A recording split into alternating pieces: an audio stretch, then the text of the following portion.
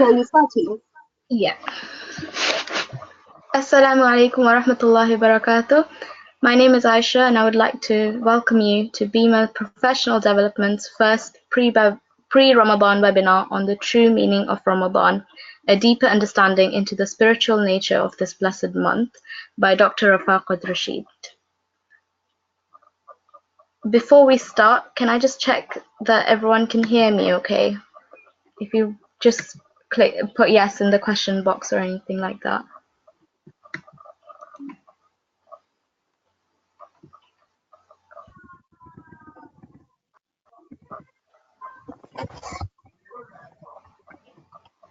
Okay, and can everyone see the screen?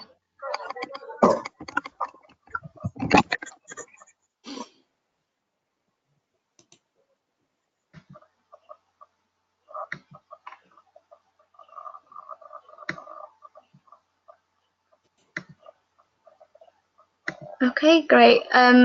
So just a few housekeeping things. So on the left-hand side, you can see a little banner which has a few icons in.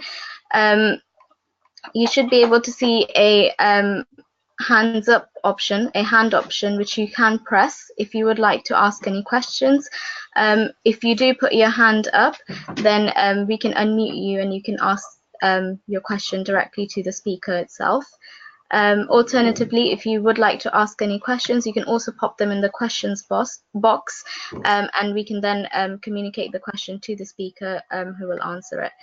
So this webinar will be quite interactive, so please feel free to ask questions at any point, and we will ask the speaker to answer them for you.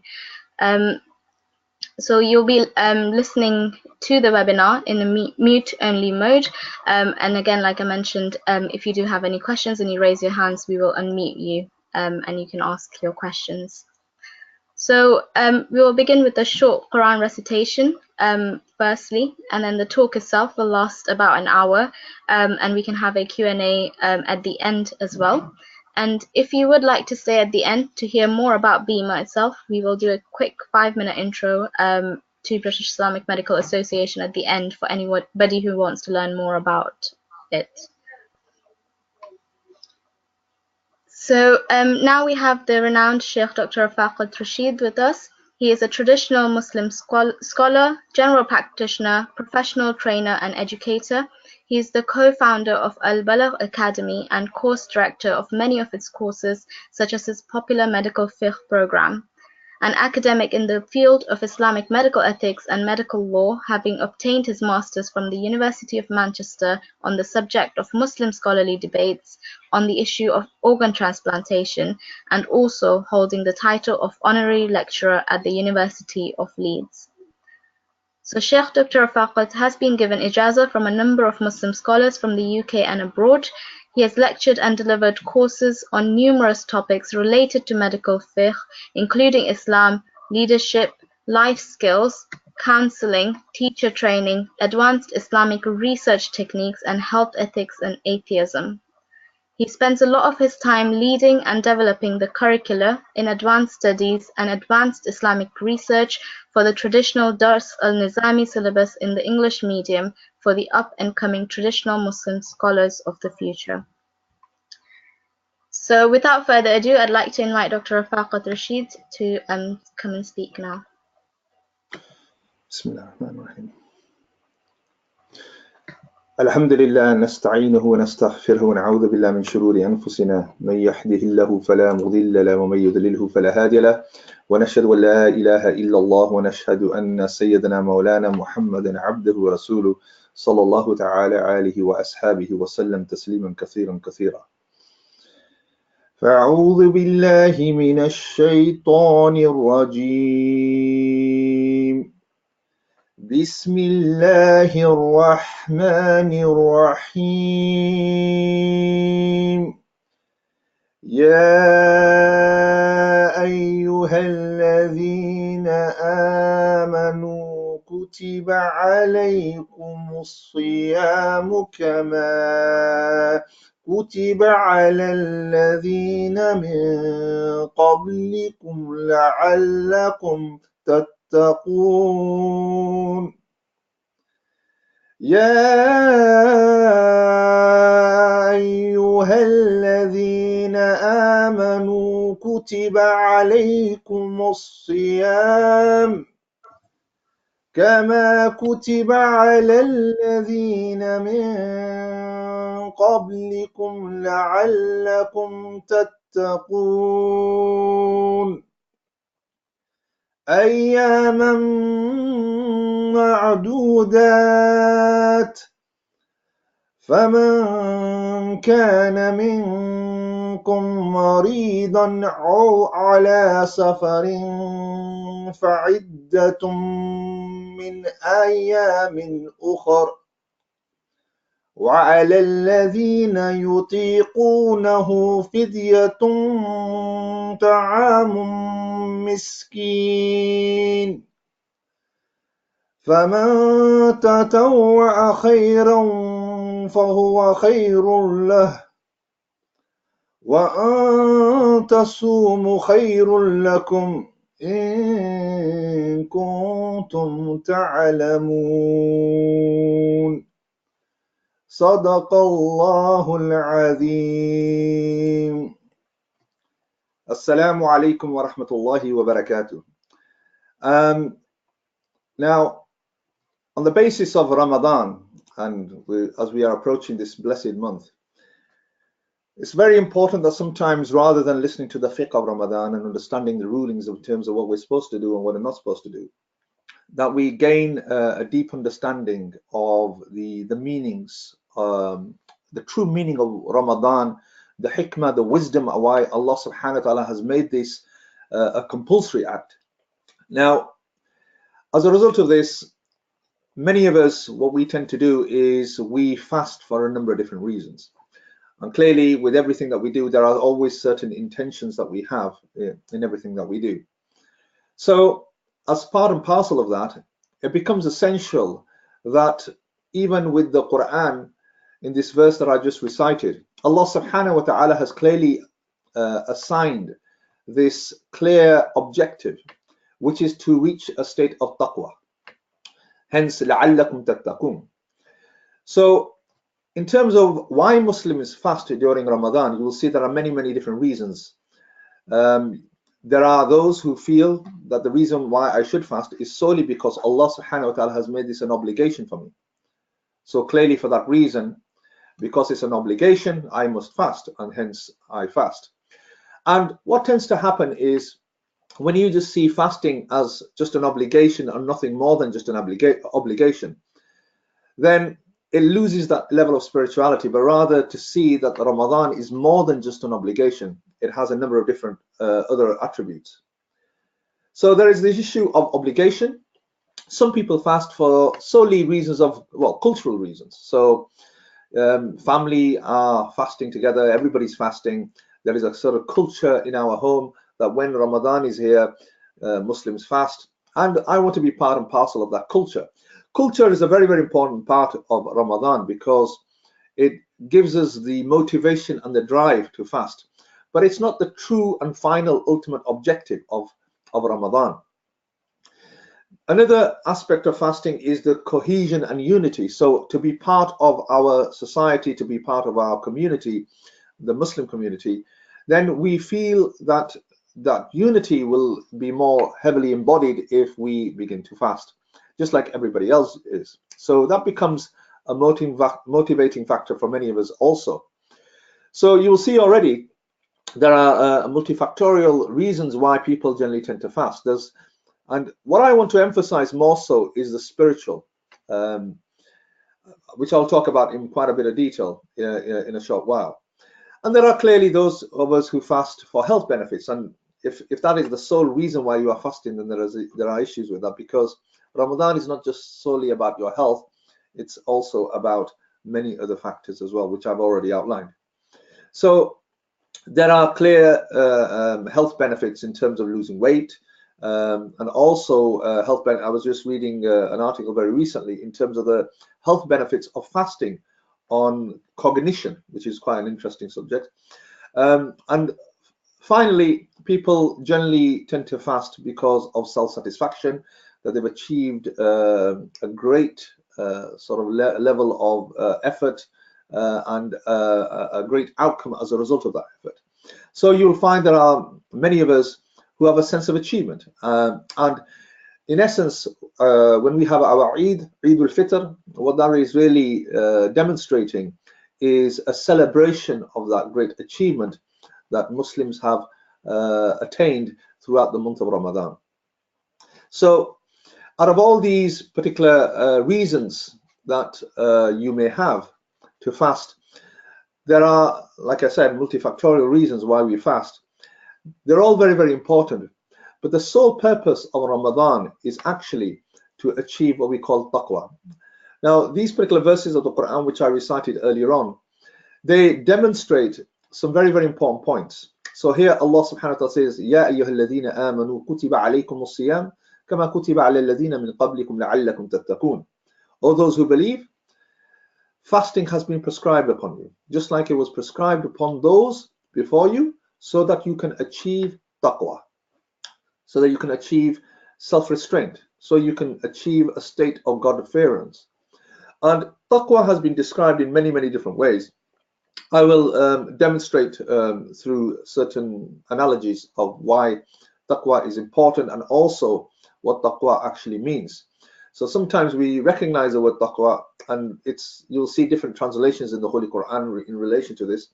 And to be honest, no simple words can really define taqwa, but rather the best way to do this is to go back to the Quran and look at the certain fundamentals of what taqwa is trying to tell us, really.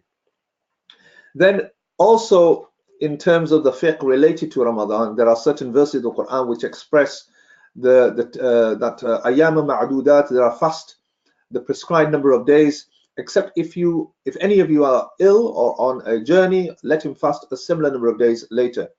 So here Allah subhanahu wa ta'ala has made it not compulsory, or shall I say, those individuals who are either traveling distance or are unwell, that they are basically excused in certain instances. So you already see that the purpose of fasting is to achieve an important goal, and that is taqwa. And taqwa is such an important part of who we are as Muslims, that for that reason, solely to attain that, Allah subhanahu wa ta'ala has made this particular month a month which is compulsory, an obligation upon us, that we fast during this month. So there are certain stringent conditions and recommendations that the Quran and Hadith stipulate in terms of what Ramadan is and how we should follow that through this whole month. So I will emphasize this more so later on as we go through some of the spiritual discussions related to Ramadan. Now, what I am going to make reference to is Imam Ghazali's Ihya Ulumuddin, and the reason why I have chosen his kitab mainly more so is because he emphasizes some of the most important points, and also recognizing him as a popular classical scholar who's talked about a number of different, he's done a lot of work in areas of fiqh, of usul al-fiqh, philosophy, also in terms of the spiritual elements of Islam. So on that basis, one of the two things that he emphasizes regarding the virtue of fasting are embodied within these two particular concepts. The first is that Ramadan is actually, what he means by a secret, an israr. Yeah, what he means by secret is a hidden action, is that quite clearly any individual could quite easily consume something during Ramadan if he so wishes, but rather there is a serious amount of self-restraint, that even when he is on his own or on her own in a room and there is food in front of them, because of that sense of God-fearance, they will not eat, even though they are very hungry or they are very, very thirsty. So on that basis, he describes it as the fact that it is a secret and a hidden action, that it's solely to you. And if you want to breach that, you could. You have that many, many opportunities to do that. And no one would actually know about it. But rather, it's quite a marvelous thing that when people are in such a state of hunger and thirst, even then they uphold those values and they abstain from food and drink. So for that reason, Imam Ghazali says, so thus no one from the creation is able to see it. Therefore, riyah, showing off, cannot enter into it. And this is a very, very important part to see, that to demonstrate riyah, to show off or to boast about what one has achieved, is something that one cannot do during the month of Ramadan for a number of different reasons. One is that many other people are doing the same, so you're not doing something which is unique. And the second is that it's an act which is very personalized for that very reason. So because of the sense of autonomy that exists in an individual in terms of what they can and what they cannot do, they choose to abstain from those things that are absolute essentials for our existence, such as food and drink. So those things that are generally considered halal are made haram during the day of Ramadan. And as a result of this, this is considered as a great achievement. And solely anybody who is doing this, then if their intention is solely for the pleasure of Allah subhanahu wa ta'ala, then it's a great achievement. The second virtue of Ramadan is it is a means of subjugating desires, and eating and drinking and strengthens the desires. Eating and drinking strengthens the desires, and it's a means of subjugating those desires. So you will already, like I've explained earlier on, that when you fast, in essence what you are doing is you are abstaining from the absolute necessities of life, which is food and drink. And also within Ramadan comes the issue of conjugal relationships as well. Now, all these elements are clearly halal within their means and with the stipulated conditions that you don't eat haram anyway.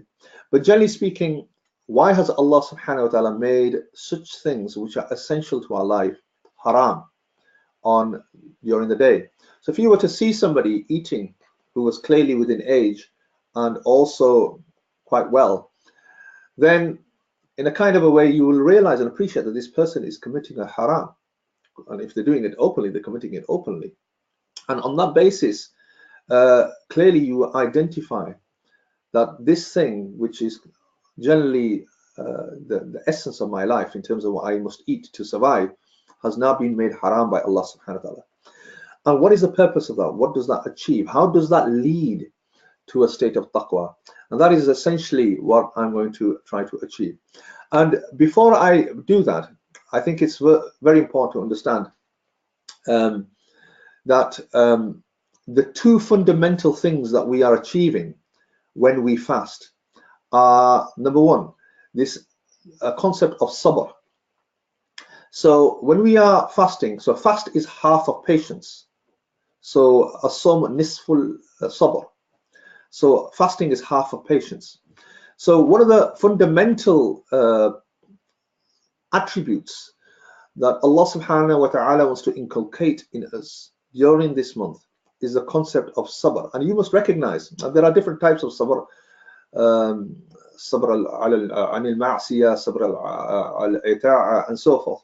But generally speaking, the main point to take from this is that for you to have that sense of patience for a clear, inert sort of desire that we have towards food and drink is quite an achievement. And all you need to do is ask some of your non-Muslim colleagues that if you were to abstain for so many hours through the day without actually drinking anything, do you feel that you would be able to achieve that? And clearly a lot of them would say to you that would be very, very difficult. If you can think of Muslims in that respect, that they fast through a considerable amount of hours through the day, that really does require a serious level of sabr to be able to achieve, especially during the first few days of Ramadan, when your body's becoming accommodating sense of starvation in the initial hours, well, towards the later hours of the fasting day. So fast is half of patience, and patience is half of faith. So as-sabr nisful iman. So sabr is half of faith. So you can already see the connection here, that sabr is a very, very important part of our deen as Muslims. So Muslims, the two main concepts. One is sabr and the other is shukr. So half of our faith is sabr, the other half is shukr. Shukr is to have gratitude. And even though you have many unfortunate events in your life, you maintain a concept of sabr throughout those events and whatever challenges you have. So even to wake up for Salatul Fajr, to wake up for Fajr Salah, even during that particular period of time, that is an effort, clearly, especially if it's early hours of the morning, you are expected to wake up. And that requires a sense of sabr, a sense of patience. And also recognizing the other half, which is shukr, to show gratitude. And Ramadan, in essence, does both. Because when you then have the food before you, and during iftar, what we do is we break our fast, we have our food, and that is a sense of gratitude that we have food. And then we appreciate that what we have relative to those who are less fortunate than us, who clearly have very little, that we can demonstrate that sense of gratitude, make dua to Allah, and glorify our Lord for what He has given us. So on that basis, you will see that fasting enables a sense of patience and sabr. The second is that every good action except for fast will be rewarded from 10 to 700 folds. But fast is only for my sake, Allah subhanahu wa ta'ala says, and it is I who will reward him for it. So fasting is a form of ibadah, an act of worship, which only Allah subhanahu wa ta'ala has emphasized as being an action that Allah subhanahu wa ta'ala will reward himself. So that's quite a statement, and you'll find that Mufassirun have many different explanations of what that actually means, as all rewards are given by Allah subhanahu wa ta'ala anyway. Our retribution and various other things in Yawm al-Qiyamah will be from Allah subhanahu wa ta'ala. So what does this mean? And the Mufassirun and many of the classical ulama make reference to this as being a reward which has greater level of intensity and immense value relative to the other rewards that we attain. And only truly we will understand that when we receive it on the day. So, and that is with the condition that we have the correct intention. So if our intention, like I talked about earlier on, what is the objective of our personal fast? It's solely to please Allah subhanahu wa ta'ala and to achieve such a state of taqwa. Then Allah subhanahu wa ta'ala makes reference to those who are patient will be given rewards without measure.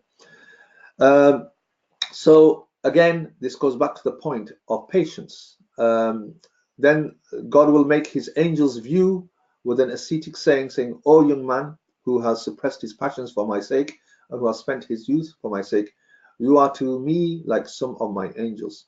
And in essence, that's what we are trying to achieve. So there are two components of either end. One is about the animalistic attributes of mankind, and the other are the angelic attributes of mankind. And what fasting is trying to achieve is to control and have restraint on the animalistic covetousness and desire-led concepts that make us and drive us towards doing wrong, and enhance some of our angelic attributes, which are more so in relation to our ability to do good, to connect with Allah subhanahu wa ta'ala, and to always be in a state where we are praising him and to be conscious of him all the time in everything we do, which is our purpose of why we are here. So for that reason, what this is basically stating is that we try to achieve a state which is similar in analogy to angels, malaika. Then the Prophet ﷺ said about a fasting man that, "O my angel, look to my servant. He has given up his sexual passion, his pleasures, his food and drink for my pleasure." And this is the essence that Allah subhanahu wa ta'ala recognizes, that if this individual is doing this solely for the pleasure of Allah subhanahu wa ta'ala, then he has achieved such a high state that Allah subhanahu wa ta'ala praises him, just like we would praise Allah subhanahu wa ta'ala Now Allah subhanahu wa ta'ala in the company of angels praises this individual, and in fact, you know, that individual could be us, that he praises us on the basis of the fact that we have achieved such a state where we have sabr, we are abstaining from food, we are constantly in the remembrance of Allah subhanahu wa ta'ala in everything we do. There is another concept to this, and we already talked about the reward element, but there are certain verses of the Quran and Hadith which clearly specify in detail the level of reward that is for those who have patience throughout the whole month of Ramadan. So there is, by one in whose hand there is my life, the fragrance of the mouth of a fasting man is dearer to Allah subhanahu wa ta'ala than the fragrance of musk. What that really emphasizes is, even though some people sort of don't grasp the true meaning of what this statement is trying to say, is that even in a state, just like when we go on Hajj, one of the virtuous actions of Hajj is that a person travels to Hajj and he's in a disheveled state, hair everywhere, clothes, you know, dirty as a result of his travels, sweating, panting, you know, in that particular state, where clearly there is the issue of smell and cleanliness and so forth as a result. But this individual in the state of wudu, he approaches the Kaaba and then he makes dua to Allah subhanahu wa ta'ala in that particular state. That is one of the most highest states an individual could reach, a muhrim in his ihram, solely on the basis that he has undergone such hardship to come at the doorstep of the house of Allah subhanahu wa ta'ala. And for this reason, these things that we consider as negative attributes, such as odor, sort of non-fragrant smells from the mouth, especially in those who are fasting, is overlooked, but yet at the same time considered as an attribute, which is something that we are willing to undertake and overlook solely for the sake of Allah subhanahu wa ta'ala, which is quite a thing in itself. And Allah subhanahu wa ta'ala is basically making that reference that even in that state, yeah, that becomes a sense of fragrance rather than the quite opposite. So paradise has got a gate named Rayyan. So none except a fasting man will enter paradise by that gate. Allah subhanahu wa ta'ala has promised his vision as a reward of fast. And this is an interesting point. A lot of theology comes into this, but generally speaking, there is the gate of Rayyan, and the gate of Rayyan will be such a Babul Rayyan that will be such that that individual who has been fasting, and a fasting has been a very important part of his life, and he's been maintaining a concept of sabr through this process, then there will be this particular gate that will be open for those individuals, through which they will have a VIP status and enter Jannah. There are two joys for a fasting man. One joy at the time of breaking fast, and another joy at the time of meeting with his Lord. So here, these are two senses of enjoyments that we have. One is our animalistic enjoyment in terms of having our food once we've broken our fast, and then the other being of the highest level of spiritual enjoyment. And this is considered as was mentioned in the statement earlier on, this is considered as the highest level of enjoyment, the enjoyment that one will receive on seeing Allah subhanahu wa ta'ala. Truly that will be an amazing state and a condition to be in, to actually witness Allah subhanahu wa ta'ala. So again, everything has got a gateway. Fast is the gateway of worship. The sleep of a fasting man is worship. So this is a very important part, that even if somebody was to read their Isha Salah and then read their Fajr Salah, the time period between those two times, they are to rest, then they will be rewarded as if they have been in the state of worship throughout the whole night.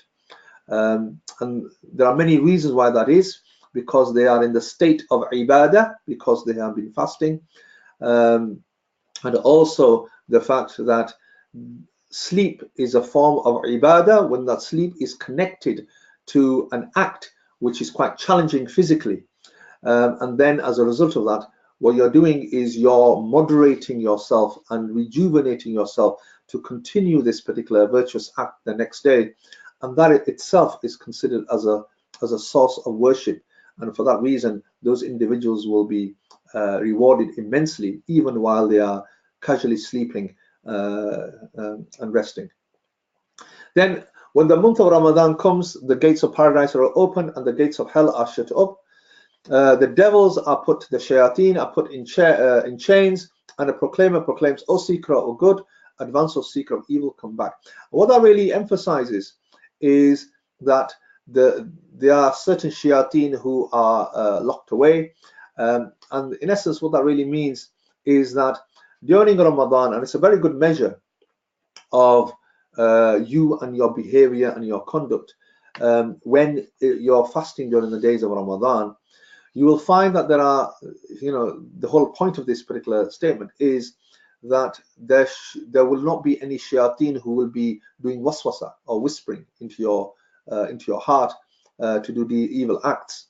So in essence, the acts that you are performing are adatan. Basically, they are your general habits and things that have generally come from you as a result of recurrent acts that you have been doing in the past. So it sort of is a reflection of what your state is to some extent, in terms of how you are conducting yourself, even without the influence from the shayateen. So quite an interesting spiritual concept to think about. Then Kulu washrabu, eat and drink cheerfully for what you missed in past days. So Allah subhanahu wa ta'ala basically makes reference to the verse of the Quran here in terms of those individuals who have fasted throughout the whole their life, and then when they enter Jannah, then they will be given some of the greatest fruits of Jannah. So Allah subhanahu wa ta'ala also makes reference that no soul knows what has been kept concealed from him, pleasing to his eyes. This is a reward for what they have done. So it has been said regarding the verse that this action was related to fast, and Allah subhanahu wa ta'ala also makes reference the patient will be given rewards. The one who has the sabirun will be given rewards without any account. So clearly, a person who fasts and is in this state of fasting throughout their life and has the right intention and with the right objectives, then those kind of individuals are considered of a very high state and station when they meet Allah subhanahu wa ta'ala. Now, from the perspective of spiritual purpose of fasting, what I intend to do is just talk about the spiritual aspects of fasting initially. Then what I want to do then is sort of turn it back on yourselves, and so for you we'll have some reflective exercises in terms of how we are in our state and how we can develop ourselves further, and some general advice regarding how we can develop ourselves during this whole month. And remember, just like we use our mobile phone, we charge our mobile phone through the day to get it on maximum charge, and as time goes on the charge comes down. In a similar kind of way, Ramadan is a month of charging oneself spiritually, and then the remaining part of the year is the time that we are developing ourselves for and training ourselves for, so that it gives us a sustained ability to spiritually drive us for the remaining year. And for this reason, you'll find great scholars such as Imam al-Ghazali making statements like, for example, fasting produces a semblance of divine quality of samadiyya, which is freedom from want in a human being. So already Imam al-Ghazali explains that this concept of samadiyya, which is the freedom from want, which is considered as the animalistic sort of component to who we are, which has always been about gaining, take and take and take from the dunya, rather than the concept of give and give. So what it's doing is it's giving us a sense and an ability to restrain those wants that we may have, and to rather give than to take.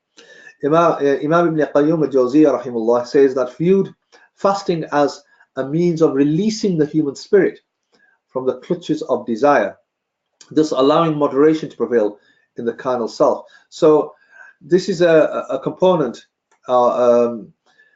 releasing the human spirit from the clutches of desire. So this talks more and makes reference to the concept of our aql and our nafs, as well as our ruh. So what that really in essence is making reference to is, again, there are certain control factors that we have in our life. So our nafs is considered as our lower self, which is more the animalistic attributes that we have. And our aql is our rationality that makes decisions in terms of what is right and wrong. And then our ruh is an important part of who we are in terms of that part that's a spiritual component, which connects to Allah subhanahu wa ta'ala and has a desire to connect with our creator. And as a result of this, what we do is it's a question of which center controls us the most and which has the greatest level of influence on us. And you'll find many people who are on many different levels, and we all have weaknesses. So as a result of our weaknesses, maybe our weaknesses are our wealth, maybe our weaknesses are our children, whatever weaknesses we have, which actually in essence take us away from Deen, or have an aversing effect from Allah subhanahu wa ta'ala. And for that reason, what this does is it really moderates this, presents it in a very moderate fashion, to be in the middle way. Rather clearly we recognize that once you go to the other end, where you leave this dunya completely, then that becomes very difficult. And in fact, what you're doing is you're putting yourself in a state which is dangerous, and you're not able to interact with the world, whereas the world is a means for us gaining the reward to enter Jannah. So we must use the world that we live in as a means to gain the reward to enter Jannah. So we must interact with the world around us. So on the other end, you have where somebody has complete attachment to the material of the world and has no spiritual connection with the Creator. Then Imam Shah Waliullah Dahlawi, he talks about viewed fasting as a means of weakening the bestial and reinforcing the angelic elements in human beings, something which I talked about earlier on, which is about, in essence, not just recognizing that there are those animalistic attributes that we have which drive us towards desires of a negative kind, but also what fasting does, it weakens those attributes. So there's a sense of weakening that we're undergoing.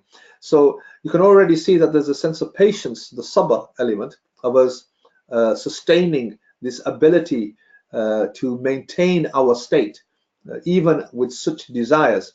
But what we're doing in essence is we're actually weakening those desires. And as you will find, as you go through the month of Ramadan, you'll find people say things like, oh, the fasts are a lot easier now, even though they are for over 20 hours. Initially, I struggled for the first week, but the remaining 3 weeks have been just natural. Clearly, physically, our body has accommodated the change in our diet, but there is also another element which is more spiritually, psychologically connected to us, and that is the sense of weakening our bestial attributes, so that we don't have that level of inclination towards them relative to what we did at the beginning of Ramadan. So you should already see that throughout Ramadan, especially when you come towards the end of Ramadan, that there should be some element of reformation in terms of you as a person. Okay. The other component is to reinforce and to enhance the angelic elements. So also, as we go through Ramadan, what we do is we enhance our angelic elements, that connection with Allah subhanahu wa ta'ala, that taqwa. And I will emphasize again, like I mentioned earlier, and then we'll talk about taqwa in a short while. But generally speaking, to reach such a state that that connection with oneself and Allah subhanahu wa ta'ala increases immensely. And as a result of this, that you will find that the idea of i'tikaf, which is seclusion for men in a masjid or a women in an isolated room or an area of the house, is mainly attached to the last few days, because a person has attained such a state of spiritual sort of enhancement that to do those last 10 days becomes quite easy for them to do, relative to if that was at the beginning of Ramadan. because they've reached such a spiritual state. Now, what this particular slide does, it just emphasizes the general holistic understanding of the Sharia. So when it comes to the Sharia, in there we have what we call the exoteric acts and the esoteric acts. So the exoteric acts, which are the amal zahiriya, amal zahiri, which are those acts that are outwardly visible, they fall in the domain of fiqh. So for example, when we read our salah, when we give charity, when we in essence tell the truth, people recognize we are telling the truth.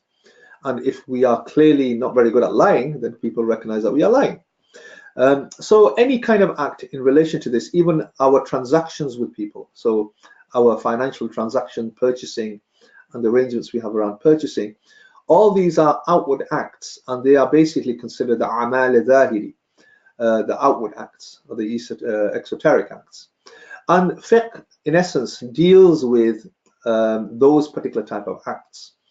Then you have those acts which are not visible, which are called the amal batini, and these are the esoteric acts, and these are acts or attributes that we have within us, and these are mainly in relation to concepts such as being honest, concepts such as somebody who's not boastful, not hating individuals or people, not being jealous, not having arrogance or pride, not being seriously connected to material attributes of the dunya, rather having a sense of connection with Allah subhanahu wa ta'ala rather than his creation. So being connected with the creator rather than the creation.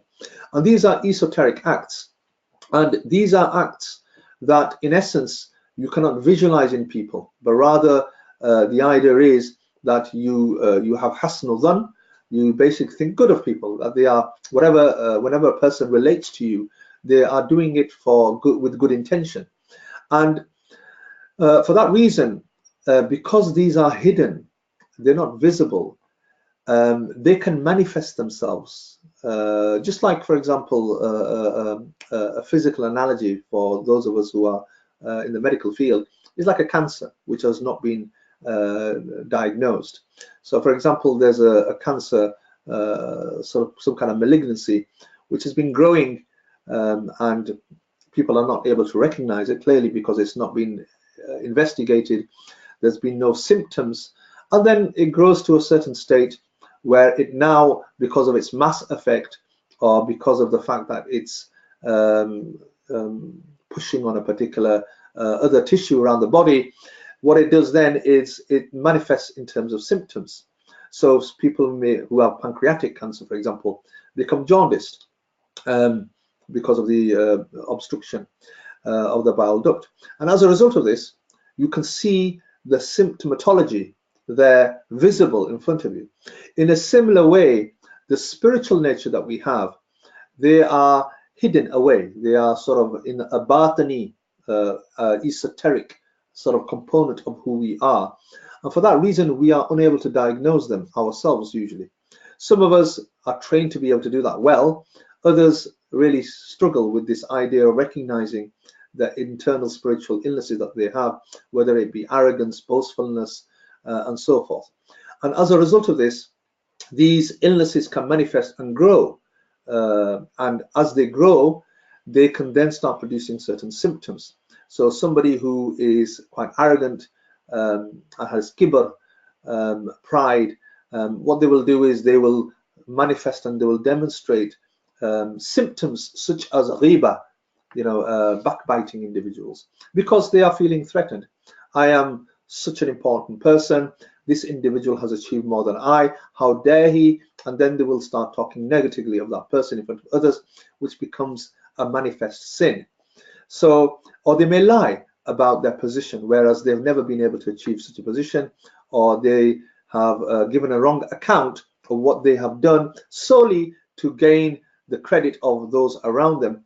And so you can already see, or anger becomes more enhanced, not being able to achieve those things that they've always wanted to achieve, and they've struggled achieving it, and out of kibr, out of arrogance, why am I not achieving them? And it manifests itself in terms of anger. So you can already see that those individuals, there is sort of a growing cancer in them on that basis, and this growing cancer, which is a spiritual illness. So these are certain amrad, what we call illnesses, that are esoteric, and they are basically considered as a'mal batini. And as a result of that, tazkiyah is a very, very important part of developing an individual so that these particular illnesses are kept under control and so forth. And as a result of that, they don't manifest themselves outwardly and become sinful. So as a result of this, it's very important to recognize these two components. Sometimes we give so much weight to the fiqh, the outward actions, and very little to the esoteric acts, the a'mal batini.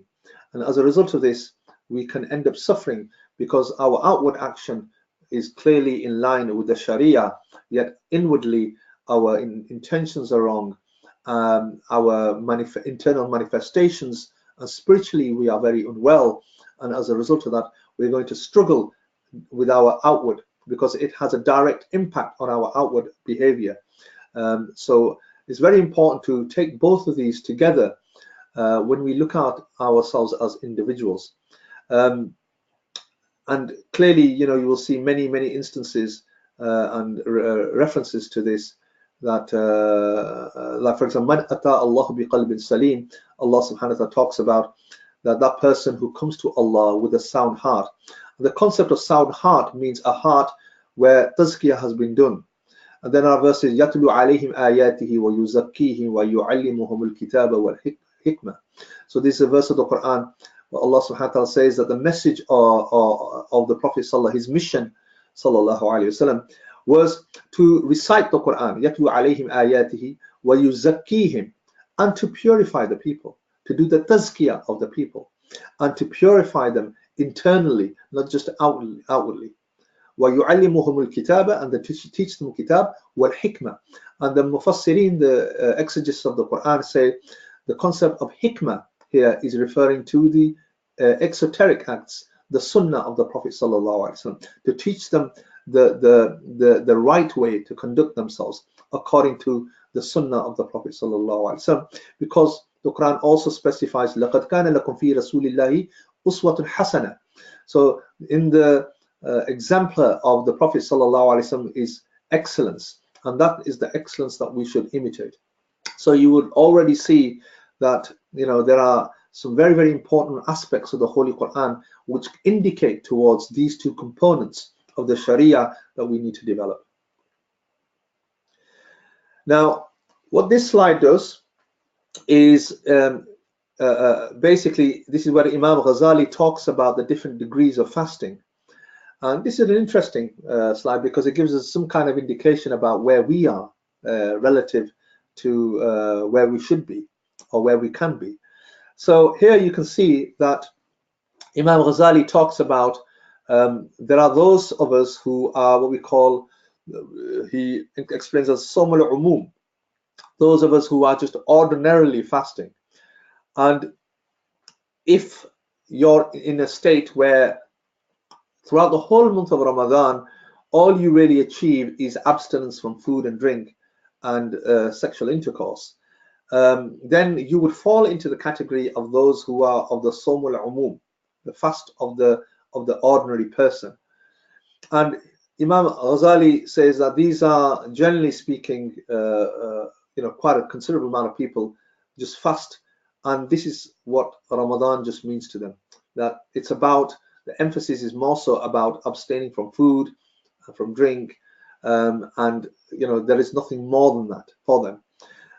And there are many indications in the hadith, for example, with the Prophet ﷺ, there are those who all they achieve from Ramadan is starvation and thirst, and nothing more than that. And that is quite a unfortunate state to be in, if that's all you're achieving. Yet individuals who do this solely for the sake of Allah, that they're abstaining from food and drink and sexual intercourse, solely for the sake of Allah with the true intention, then those individuals, these ordinary individuals, will also be immensely rewarded, because they're already attaining a sense of sabr in what they're achieving. So regardless of what their intention may be in terms of regardless of what their outcome may be, rather their intention is solely for the sake of Allah, then their outcome would be such that they without them even realizing, they're achieving a sense of sabr of a great nature. Then Imam Ghazali talks about what we call the Sawm al-Khusus. So this is basically the fasting of a select few.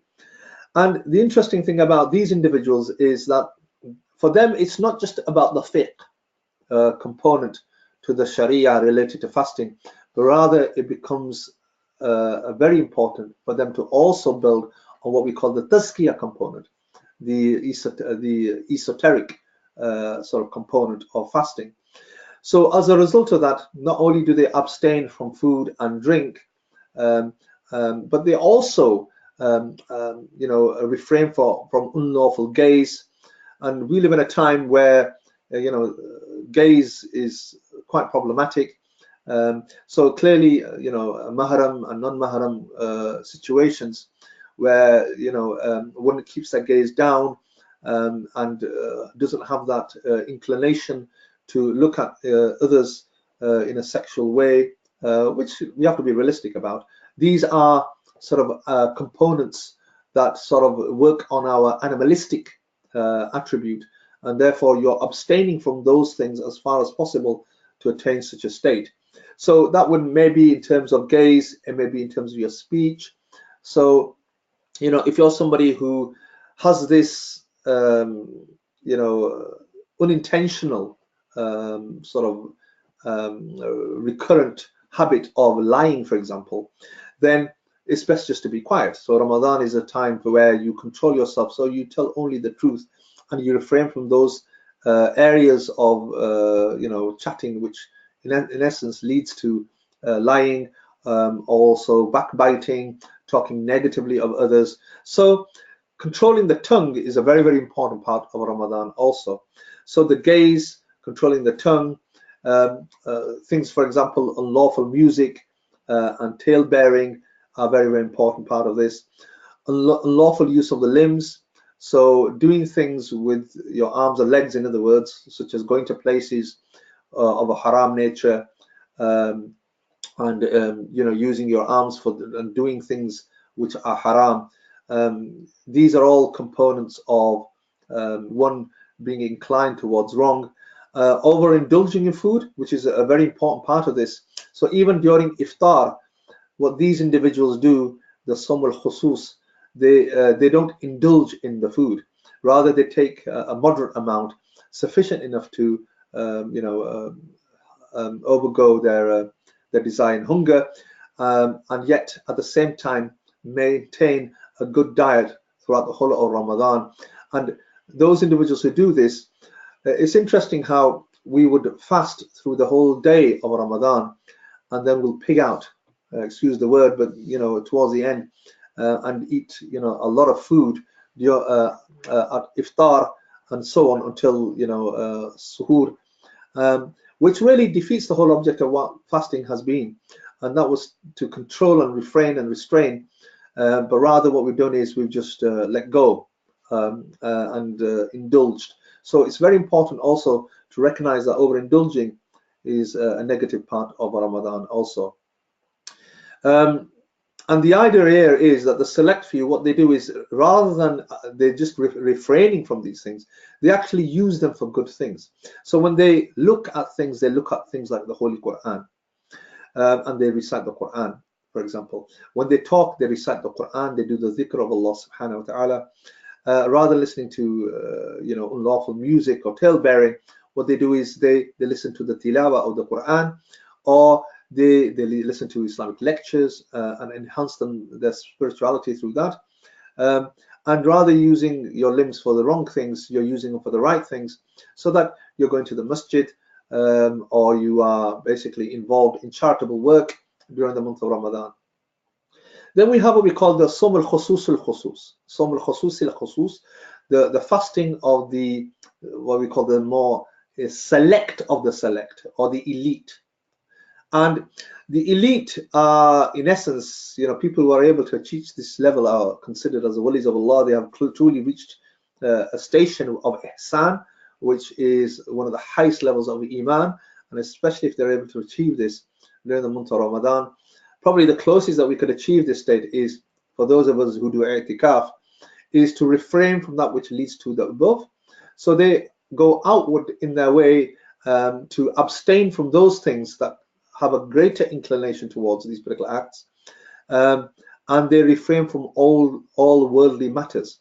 So these kind of individuals, that when it comes to Ramadan, they would actually take time off work, they would be less involved with worldly things, and they will go into a kind of a seclusion.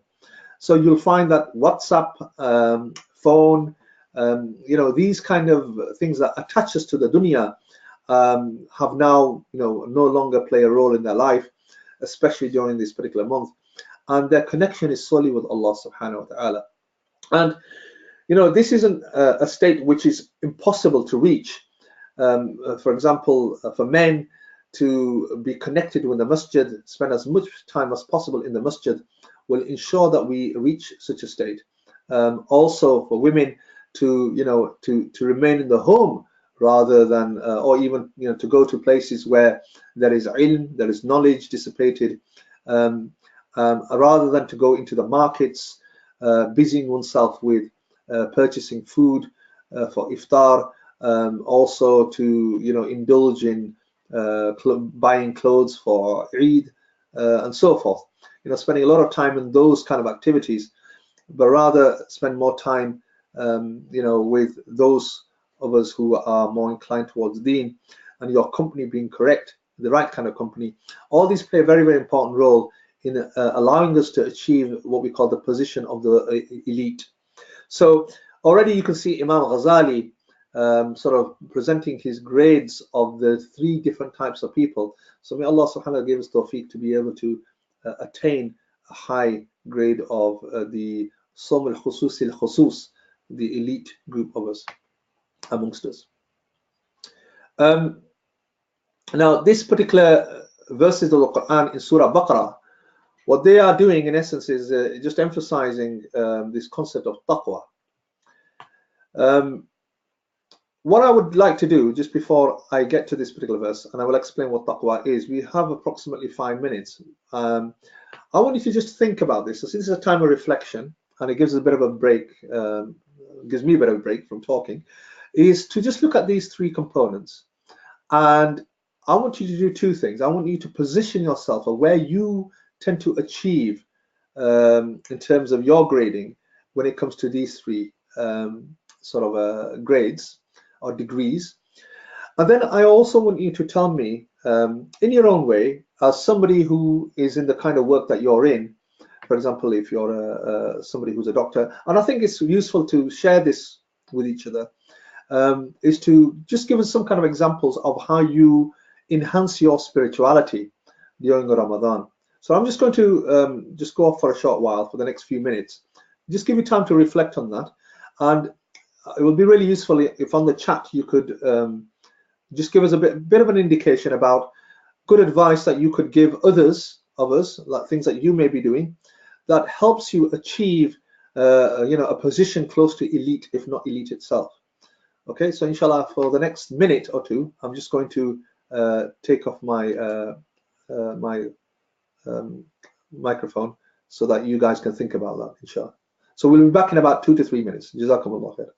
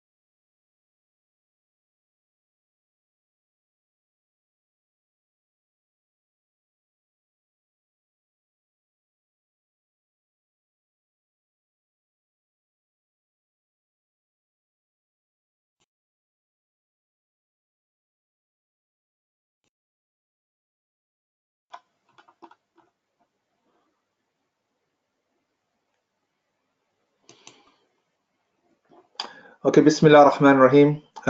Let's just continue. So in terms of some of the comments that we've had, just bear with me.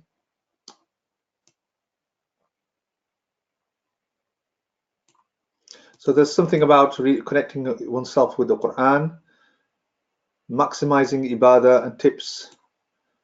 Okay, just one second.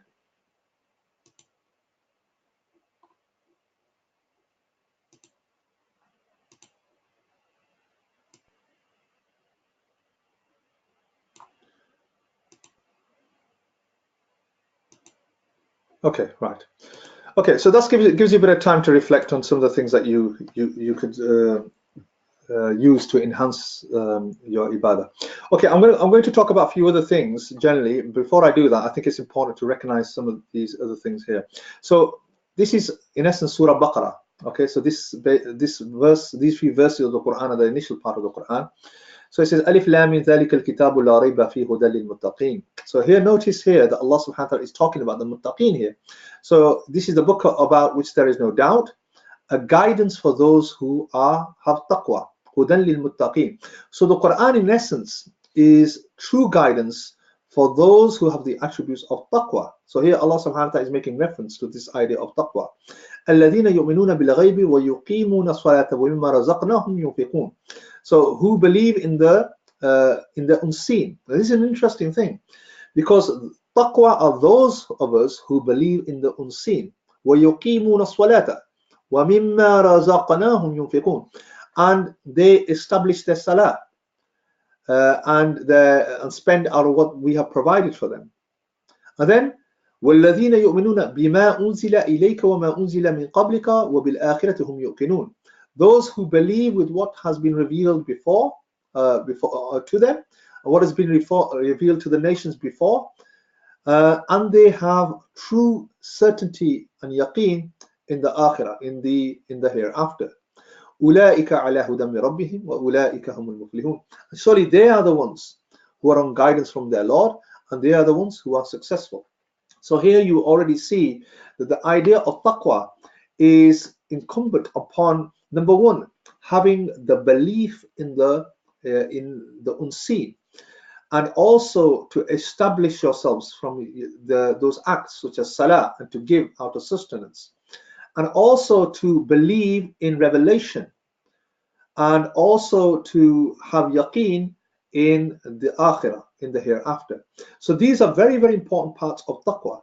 And the reason why these points have been established here as part of these verses of the Quran is to say that to reach a really high level of taqwa requires one to live by these values, to actually have a true belief in the unseen, those elements that are not visible to us, but yet we clearly see them as part of what the Quran has informed us about angels, about Allah subhanahu wa ta'ala, about various other things. Also, the other components about our acts in terms of our salah, in terms of our charitable nature, and also to have full yaqeen and certainty in wahi, in revelation, and the hereafter. And once these become a very important part of what we become on a day-to-day basis, then ultimately what will end up happening is our connection with Allah subhanahu wa ta'ala will increase. And because of the material nature of where we are and society as a result, that the problem sometimes can be is that we are removed from this the world of the unseen and the concept of certainty, but rather we become quite skeptical, and we only see a physical world or a material world rather than the spiritual world. And these manifest themselves in a number of areas. So even from our schooling and university education, it's never devoid of certain philosophical components. So what tends to happen is, even when we look at science, science is always described to us in a materialistic way. Rather, there is very little discussion about God and Allah subhanahu wa ta'ala and his control over nature. So when we study science, we study a naturalist understanding of science. So as a result, this is just a slide. The idea is not for it to be overwhelming, rather just to highlight a few very important things here. I don't intend to go through this slide in more detail, but you already see here that pleasure in material possessions and physical comforts start becoming our goals, because we see the world in a physical way, not in terms of a spiritual way, and the belief that nothing exists except matter, its movements and its modifications. Now, when our mindset is like this, we start seeing the world in this particular way. So we start entertaining the pleasure, or not curving it. We start entertaining the idea of pleasure in material gain and not necessarily curving it. So that becomes quite an emphatic aspect of our life. And we cannot see what Ramadan, benefits of Ramadan are that it begins to, we begin to see beyond the limitations of materialism and consider the spiritual nature of all things by connecting to Allah subhanahu wa ta'ala through the wisdom of Islam. And also there's an expectation to moderate the physical comforts solely for the pleasure of Allah, and that embeds a sense of self-control, restraint and patience, and refraining from that which is religiously immoral. And the other part of this is individualism. You know, the society that we live in is becoming more individualistic, and we're being part and parcel of that. The interests of individual ought to be ethically paramount, and that's the concept of autonomy. Individualism is enhanced more so in the kind of society that we live in, and it promotes the exercise of one's own goals and desires at the cost of other values. And so our concept of values becomes quite sort of unbalanced. So the fact that we become more caring and giving and more altruistic becomes less so in a society which is very individualistic. So what Ramadan does, it builds a higher level of altruism and selflessness, because you become somebody who gives more. So more of a giving nature and charitable, and it promotes that element of fraternity and makes you closer ties with the family, and affirms a sense of humility to authority, such as Allah subhanahu wa ta'ala. So you can already see that these are some of the manifestations or philosophical manifestations of Ramadan. What these generally, I talked about this earlier on about the spiritual illnesses. So you already can see the red areas are sort of the danger areas of the illnesses that we have. So pride, arrogance, kibr are the red areas, and these are things we should avoid. And Iblis, he had a sort of an extreme of pride and arrogance. As a result of that, Allah subhanahu wa ta'ala says, Aba wastakbar wa kana min al-kafirin. He rejected Allah's call to prostrate before Adam alayhi salam, and Allah says that he became amongst the disbelievers as a result of this. Aba wastakbara, and he basically had kibr. He became proud and arrogant, and he became amongst the disbelievers. And the other end of this is humility, and humility is something that Salah embodies within us. When you are in Salah, you will have a sense of humility, because you're bringing your whole nature and you're prostrating towards your Creator, and for that reason, the sense of humility, the khushu, becomes more manifest. The thing with arrogance and pride is that some of the manifestations of that are things like jealousy, ungratefulness, batar, greed, heedlessness, riya, and miserliness, vanity, ujb. And as a result of that, you can get symptoms of anger, jest, hatred, boasting. And rather, what we should embody are values of generosity, gratitude, patience, contentment, selflessness, and righteousness.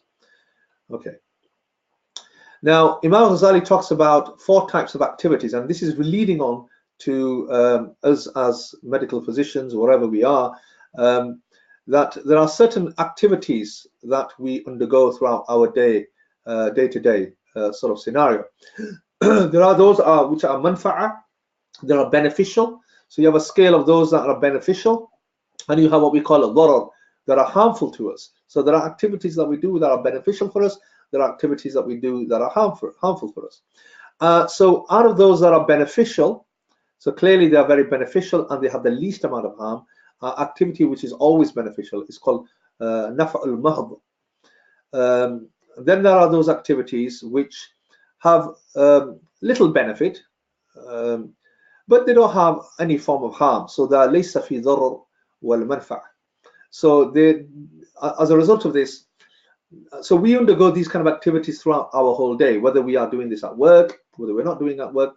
So there are certain activities that we do when we're at work. And if I'm a GP, for example, I care for people, so as a result, I consult with them, I listen to them, and I treat them, I manage their therapy and so forth, then that is a beneficial act, okay, and it is of least harm.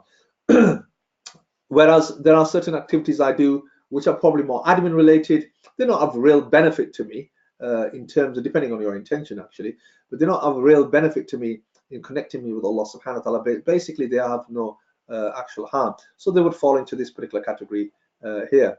Then you have activities which are mixed with harm and benefit. So there are certain activities which are beneficial, but at the same time they can be quite harmful as well. And then there are those activities which are always harmful. In other words, they have no level of benefit and they're always harmful. So for example, during Ramadan, if I decide to consume alcohol, if I decide to commit sin, and then that will fall into that category. So we all sort of swing around in some of these areas through the month of Ramadan. And the idea is always to be in the state where we have activities which are always beneficial.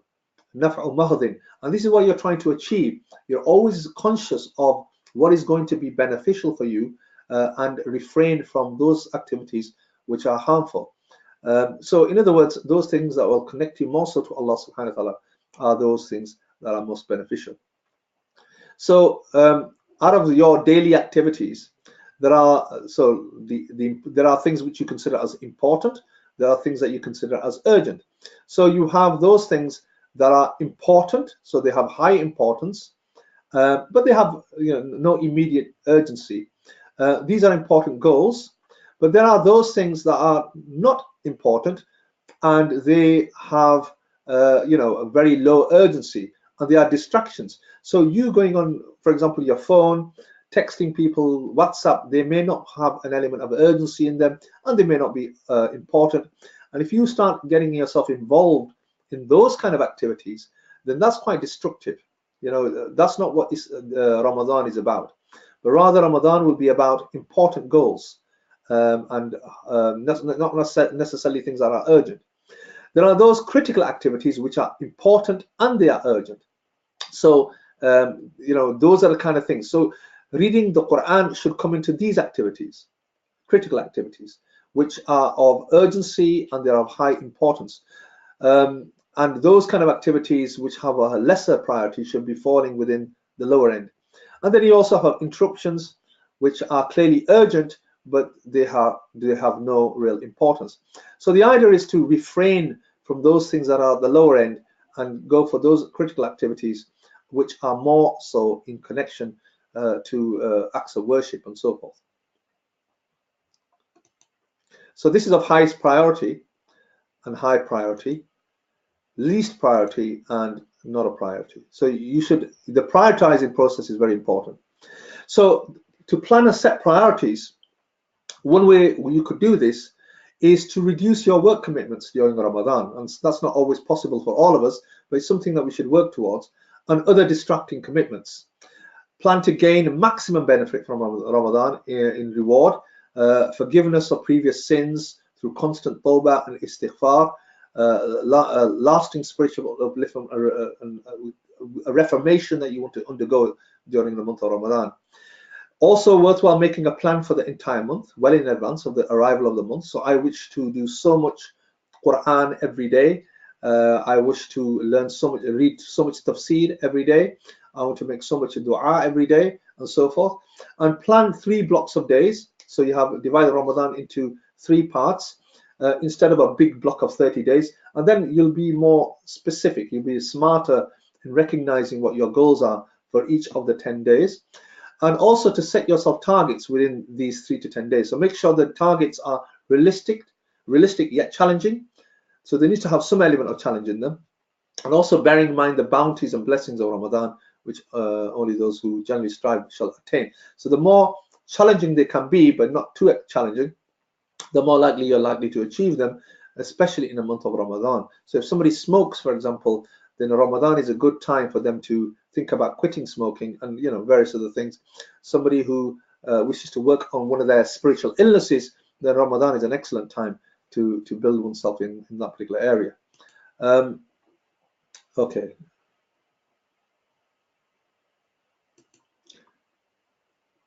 Now, this is just a diagram that emphasizes things that we consider as our necessities. So to eat and drink is a necessary part. To go to use the bathroom, toilets, and so forth is a part of our necessary act. To care for your children, to care for your wife, your husband, and cater for those particular needs. These are the hukuk that are absolutely necessary in our life. We must maintain them, caring for your parents and so forth. But you'll see that if you were to fill in a jar with these activities, you would, you could fill them with the necessary things, and you think, now, I'm doing the necessary things and that's sufficient for me now. But rather, there is more that you could fill your jar with.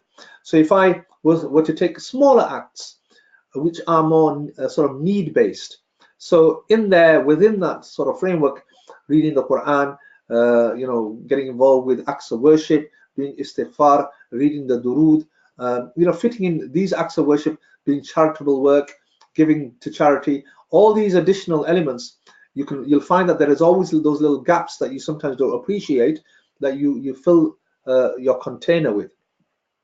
And that you can go further than that. It depends on even smaller deeds in terms of the time they consume, but they are more high personal priorities. And what you do is you fit them in, and these are things of a greater nature, such as, for example, people who would go off and meet relatives that they haven't met for a while,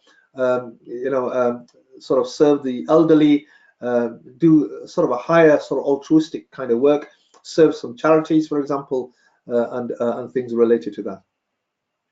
And you can go even further, and these are more sort of discretionary elements where you decide to do the dhikr of Allah constantly through the day, always having your tongue moist with the dhikr of Allah subhanahu wa ta'ala, and these kind of things which maintain throughout the whole day. And these are solely for those who are the elite amongst us.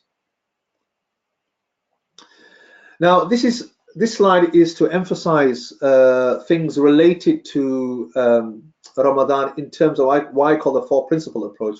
So, for example, breastfeeding mothers, pregnant women, people who are unwell, these are sort of things that they need to really start considering.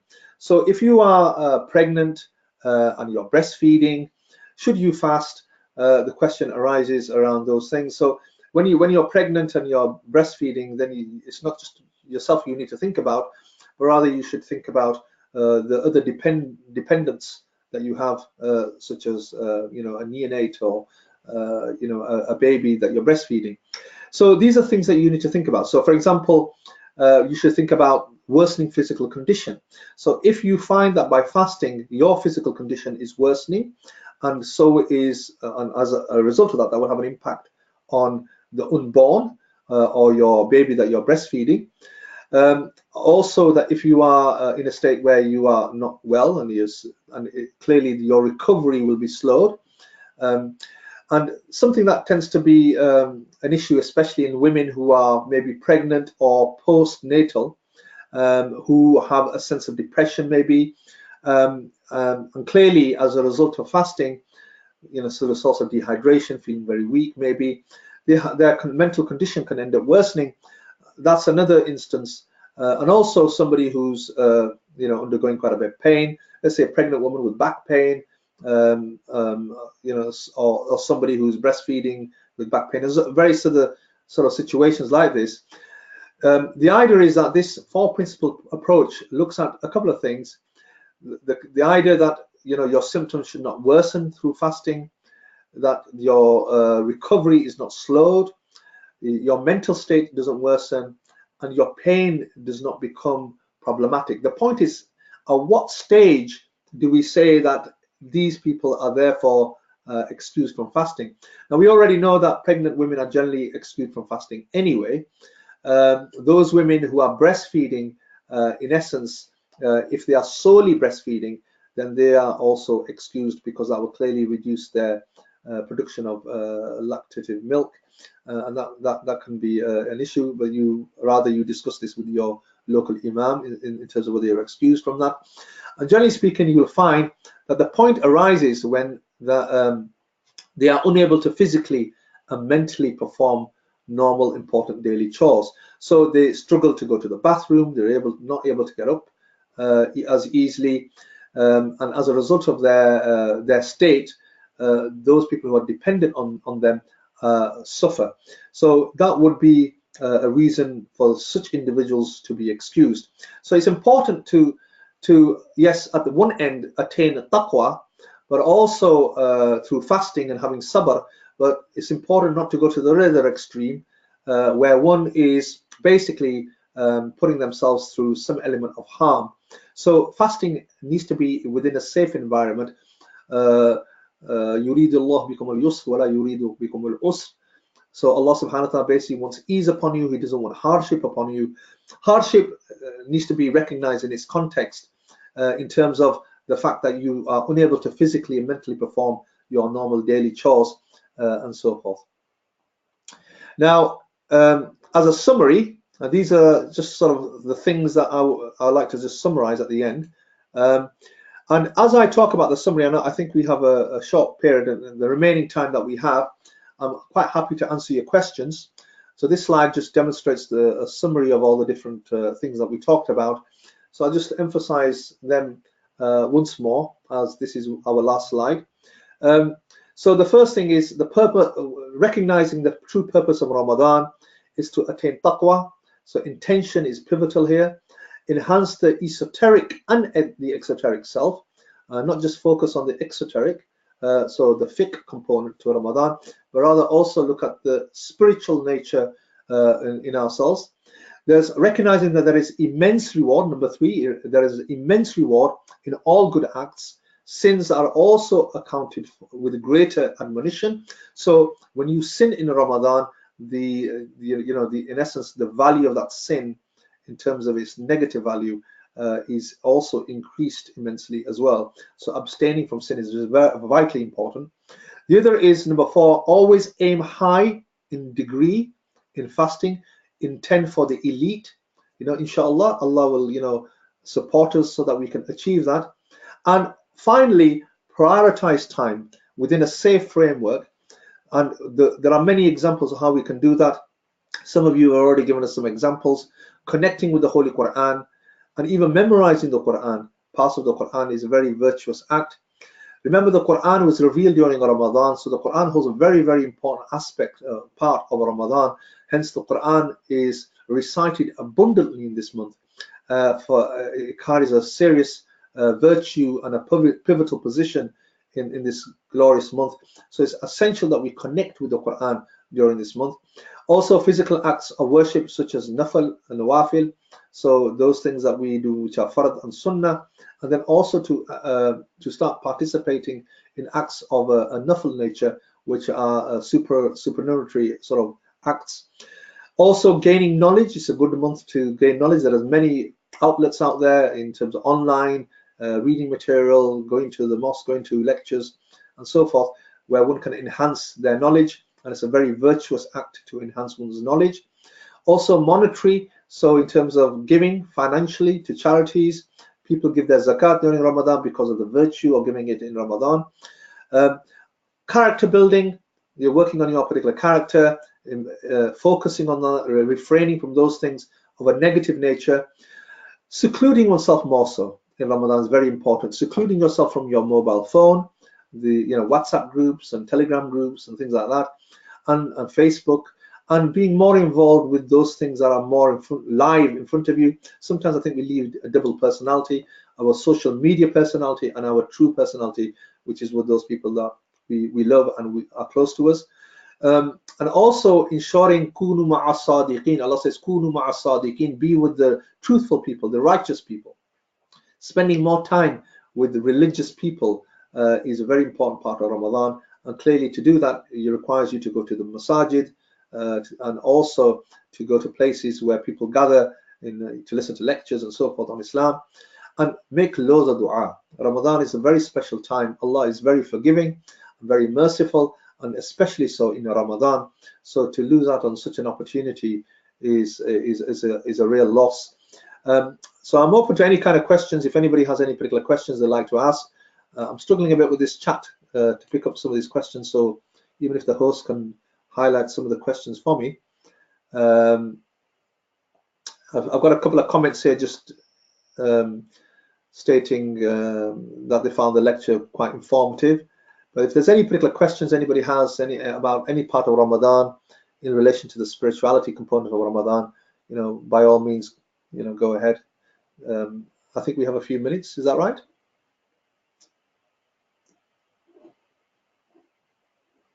Yes, Jazakallah khair for that insightful talk, Dr. Rafaqat. There have been a few questions which I have sent them to you, so they should be in your question box. Okay. Alternatively, if you anyone read them wants to out, raise, that's fine. If you read them out, I'll try to answer some of them. so there was one of the attendees. She said, "I'm caring for a child with a life-limiting condition. How do I maximize my ibadah?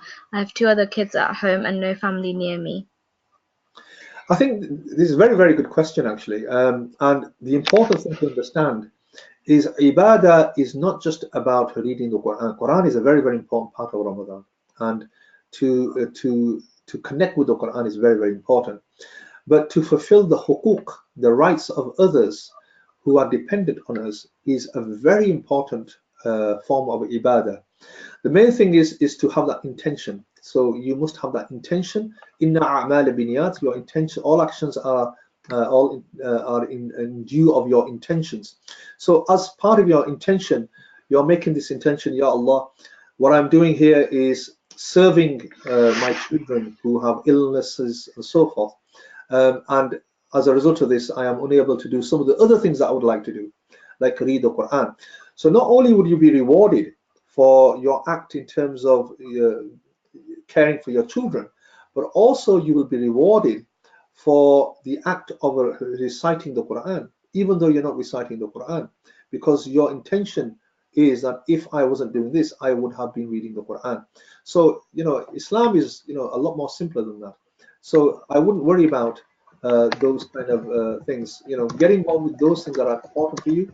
Like I mentioned, I didn't specify absolute priority on that priority chart as you're reading the Quran. For others, priority may be caring for their parents. Priority may be caring for their children. So that falls within the same nature of, acts of worship, which are held very highly in Islam. Any further questions? So there's a follow-up question just from that. Due to my daughter's severe illness, my children's faith has been shaken to the core. How can I help them to revive their faith? Yeah, this is Ramadan is a very good time for those people who have that, let's say, that impact, negative impact on their faith, because there's a number of different components that really make Ramadan quite special.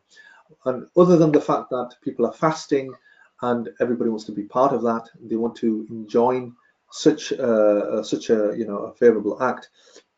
Other than that, there are things, for example, the Quran is being recited a lot more. People tend to change during Ramadan. They become a lot more charitable. They connect themselves more with acts of worship, with the masjid, listening to more lectures. So the most important thing is that your home has to have that element of richness in terms of the Islamic sort of side of things. So you should read more Quran in the house.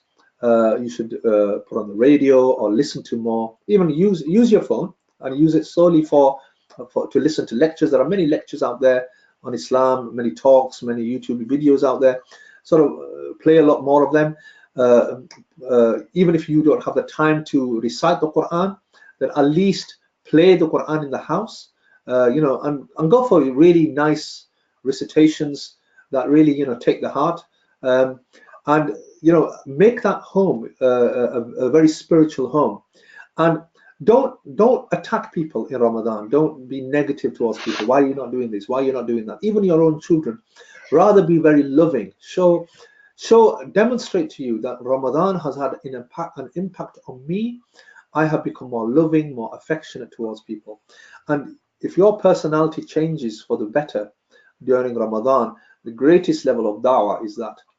And that's why it's very, very important that our children see that they need to see us change as parents in Ramadan, and then they will see that the wisdom of this blessed month.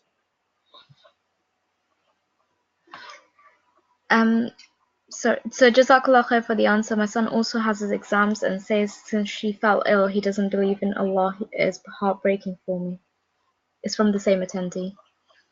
Yeah, if well, so yeah, clearly there are those people who are exempt from fasting.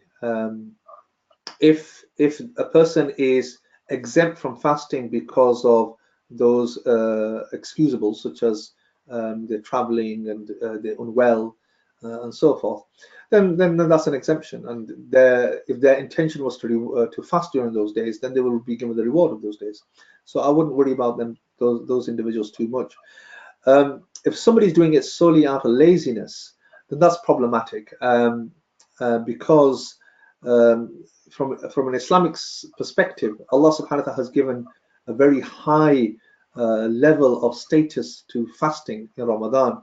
That if a person is not fasting in Ramadan, then that's going to have a negative impact throughout the whole of the year, because it's like you going on your mobile phone and being on very little charge and trying to go through the whole day on such charge. What's going to happen is your phone's going to go off because the battery's gone down. And that's what's going to happen with these individuals. And as a result of that, they're going to be very vulnerable to society and the impact of society. But Ramadan builds us spiritually to be able to, to uphold our values in the kind of society that we live. So those kind of individuals, you need to really have a check on their Iman status, recognize where they are in their Iman if it's just solely out of laziness. And just again goes back to that same thing about ensuring your home is very spiritual, and don't impose things on people. It never works that you force things on people, because it's come from their heart. Jazakallah khair. We've also got a raised hand by Brother Arshad Latif. I'm just going to unmute you now so that you can ask your question. Okay.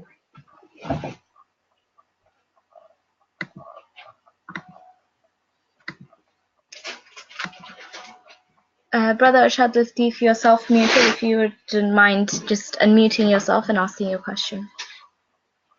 Jazakallah khair, Shaykh Rafaqat, for a lovely talk. May Allah bless you and may Allah accept it from you. Just very briefly, Shaykh, and I don't want to take much of your time. With regards to Imam Ghazali's elite group that you mentioned, he mentions these are the people who give up all worldly things. What does that mean? Jazakallah khair. Right. Okay. Yeah. Going back to the slide of Imam Ghazali's slide. Let's just go back there for a second, and it'll sort of demonstrate what I mean. With regards to what Imam Ghazali is trying to state here, is the elite group. They refrain from that which leads to the above, and also from worldly matters. Now, clearly, there are things within the worldly life that we lead that are necessities. So we attach ourselves to those things that are necessities, and we refrain from those things that are just embellishments in our life. So, for example, an individual who is solely connecting himself with the Quran, he has a real challenge. He wants to read so many juz of the Quran every day. He stays in the masjid. He spends, if he has to go to work because that's the way his work is, and that still falls because it becomes a necessity. Your work is a necessity in itself as well, because you have to earn for livelihood. So if he's going to work, when he goes to work, he's not really involved with social aspects of work, sitting in the canteen with associates and just talking about worldly things. Rather, what he will do or she will do during lunchtime periods is read their Quran. So at every opportunity, what they do is they connect with those things that connect them with the Quran at every opportunity that they have. And the more they're able to do this, the more they will gain from Ramadan, and the more they will enhance themselves in terms of their spiritual nature. But recognizing that there are necessities, we need to connect with the dunya somewhere, so that is clearly taken into consideration. But truly, to attain that on a much higher level, it's always very valuable for you to take off at least the last week to 2 weeks of Ramadan, and solely just leave that week to 2 weeks for yourself.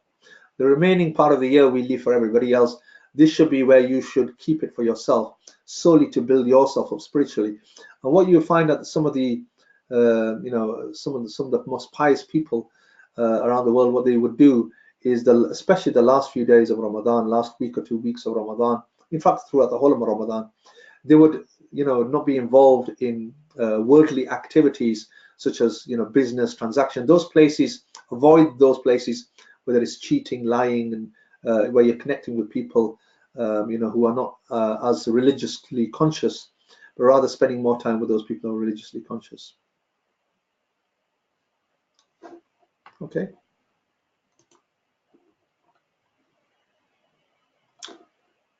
So is there any more final questions?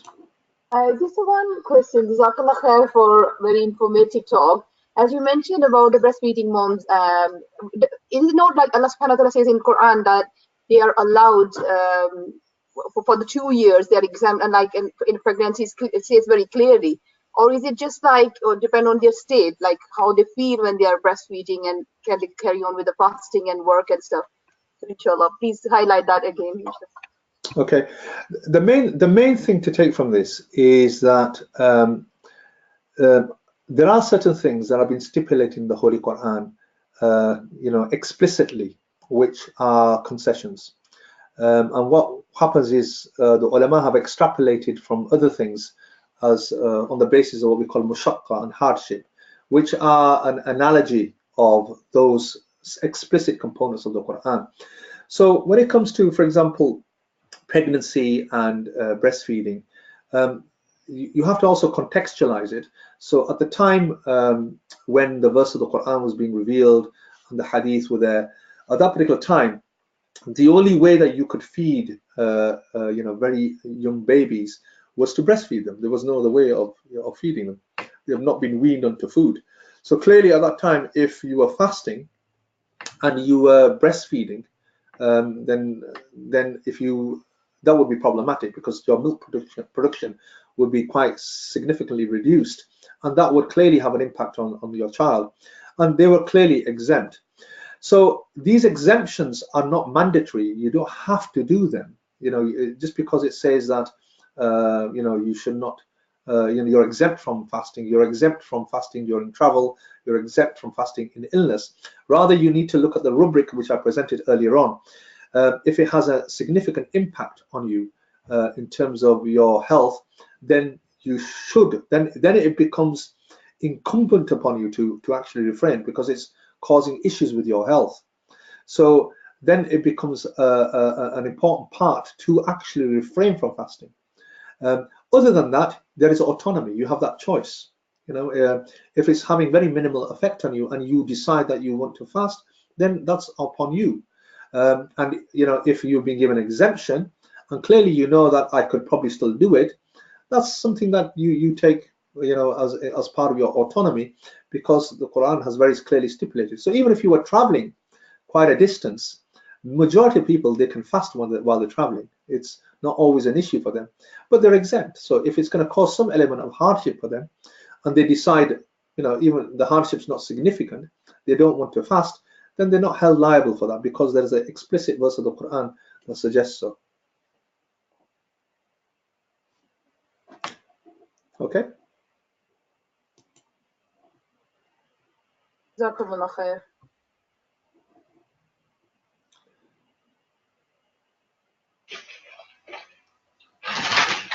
So do we have any last final questions, or?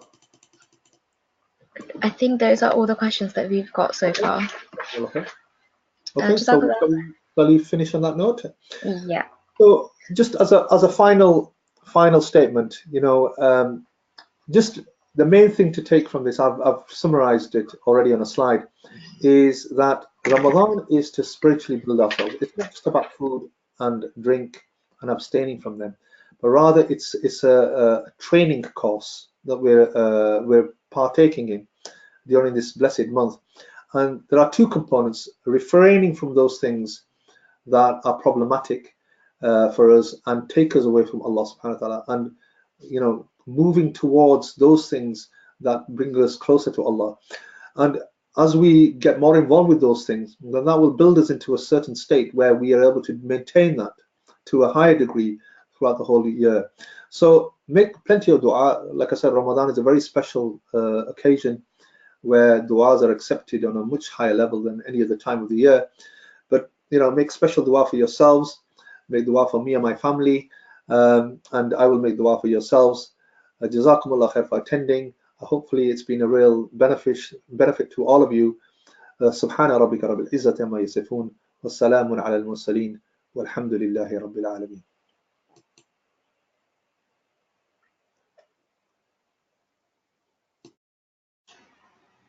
Jazakallah khair to everyone that attended.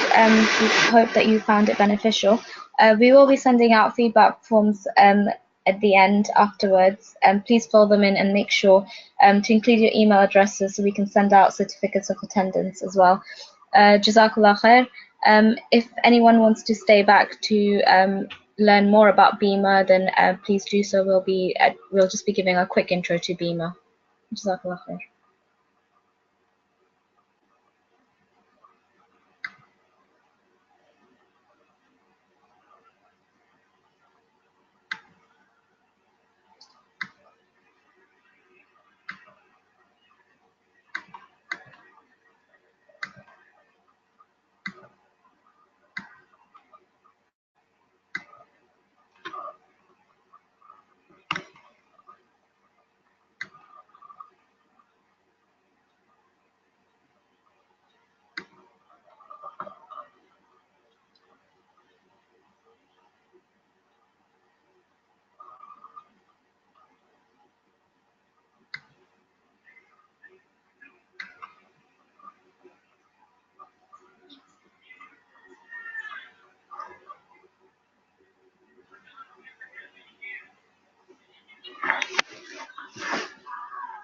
Okay, so I'll just be giving a quick introduction to BIMA, also known as British Islamic Medical Association. So it was founded on June the 22nd, 2013 in Leicester. It was basically an amalgamation of different doctor groups at that time in an effort to unite everyone under the same banner.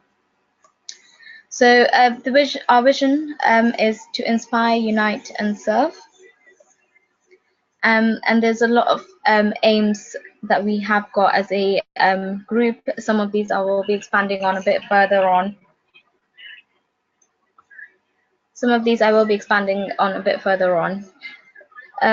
So I think one of the things that people might be interested in is memberships. So we've got a wide variety of memberships. It is free to join. If you are interested in getting involved with any of the BIMA projects, then it is free to join. If you do want full membership, then that will give you full voting rights at AGM. So just some of the different programs and different regions. So there's a lot of different regions, and they sort of roughly cover all the deaneries across the UK as well. So for example, Yorkshire, London, West Midlands, etc. And we've got a lot of nationally run programs across the UK. So some of them involve sort of health promotion. One of the initiatives that we've got going on at the moment is the Ramadan initiative, where BIMA members across the UK have been sort of raising awareness about Ramadan by speaking about it in grand rounds, etc. Another project that we've got going on at the moment is Lifesavers. It's been running for the past few years, and it usually runs around July, August every year. And it's basically where BIMA members get together and convert masjids into national lifesaver training centres to deliver lifesaver skills to members of the public. Just some of the pictures from the events. We've also got educational webinars and educational courses going on as well.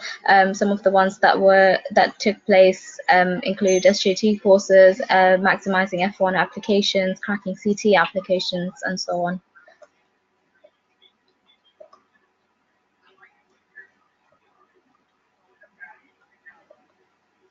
So as part of this webinar has been brought to you as part of the professional development group of BIMA.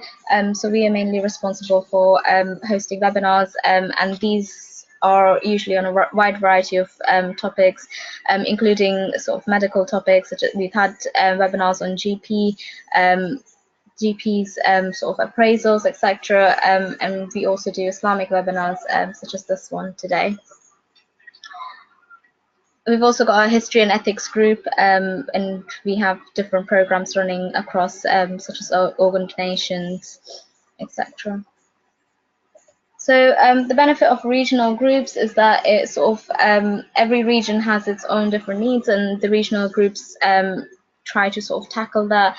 And the benefit of that is also that it unites all the people within that region. You can get to meet the different healthcare professionals within each region. So if you are interested and you would like to get involved, then here's the email address. Please contact us. Let us know if there is a specific program that you want to get involved in, and we can put you in touch with the right people. Okay, Jazakumullahu khairan. That's the end of the webinar. Jazakallah khair. سبحان ربك رب العزة عما يصفون وسلام على المرسلين والحمد لله رب العالمين. السلام عليكم ورحمة الله وبركاته.